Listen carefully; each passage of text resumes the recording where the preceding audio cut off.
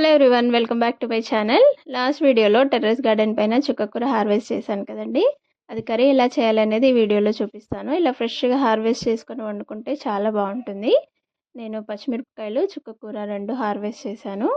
కర్రీకి కావాల్సినవి టమాటోలు, పచ్చిమిరపకాయలు, వెల్లుల్లిపాయలు, అలాగే మనం హార్వెస్ట్ చేసిన చుక్కకూరని కట్ చేసుకోవాలి. సన్నగా కట్ చేసుకోవాల్సిన అవసరం ఏం లేదండి, ఉడికిపోతుంది. ఇలా 2-3 సార్లు కడిగేసుకోవాలి.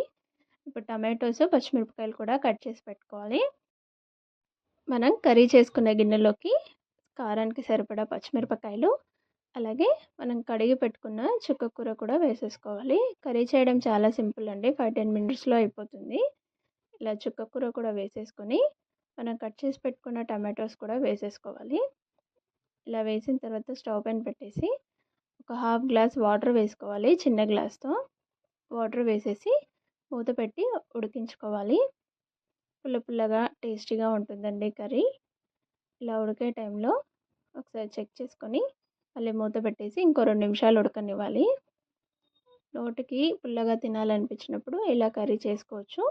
ఇందులో చింతపండు కూడా యాడ్ చేయాల్సిన అవసరం లేదు. నేను టేస్ట్గా సరిపడా ఉప్పు వేసుకున్నాను. ఉప్పు వేసిన తర్వాత తొందరగా మగ్గిపోతాయండి టమాటోస్, పచ్చిమిరపకాయలు. ఇలా ఉడికిన తర్వాత మనం స్మాషర్తో స్మాష్ చేసుకోవాలి. అంతే అండి. ఇలా మెత్తగా స్మాష్ చేసుకుంటే పప్పుగుత్తితో కానీ ఇలా స్మాషర్తో కానీ మెత్తగా చేసుకోవచ్చు. ఇలా చేసుకొని మనం తాలింపు వేసుకోవాలి. 2 టేబుల్ స్పూన్ ఆయిల్ వేసుకున్నాను. అందులోనే ఆవాలు, అలాగే జీలకర్ర కూడా వేసుకోవాలి. ఎండుమిరపకాయలు ఒక 2 ఎండుమిర్చి వేసుకున్నాను. అవి కూడా కొద్దిగా వేగిన తర్వాత వెల్లుల్లిపాయలు, అలాగే కరివేపాకు కూడా వేసుకోవాలి. కరివేపాకు వేసి కొద్దిగా పసుపు వేసుకోవాలి. వెల్లుల్లిపాయలు కలర్ ఇలా రావాలండి.